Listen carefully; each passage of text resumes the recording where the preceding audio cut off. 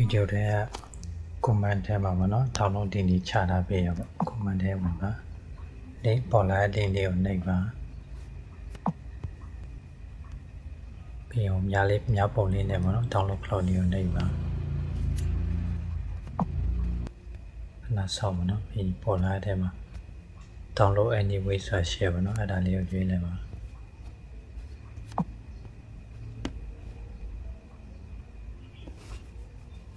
ပြီးပေါ်လာတဲ့ထဲမှာ continue ကိုဆက်နေပေါ့နော်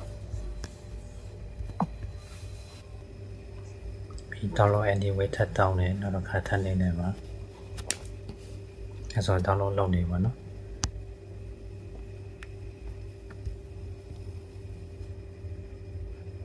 ပြီး file download တဲ့ဆိုရင်ပြတယ်ပါနော်အဲ့ဆို download လုပ်လာပြီးပါပြီ open လုပ်ပြီးဖွင့်လို့ရတယ်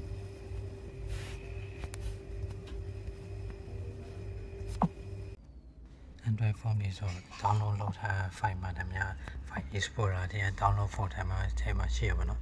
Facebook ပေါ်မှာ link ချပေးထား file မှာတည်းများဒီနည်းလေးအသုံးပြုပြီး download ဆွဲလို့ရပါတယ်အားလုံးကျေးဇူးတင်ပါတယ်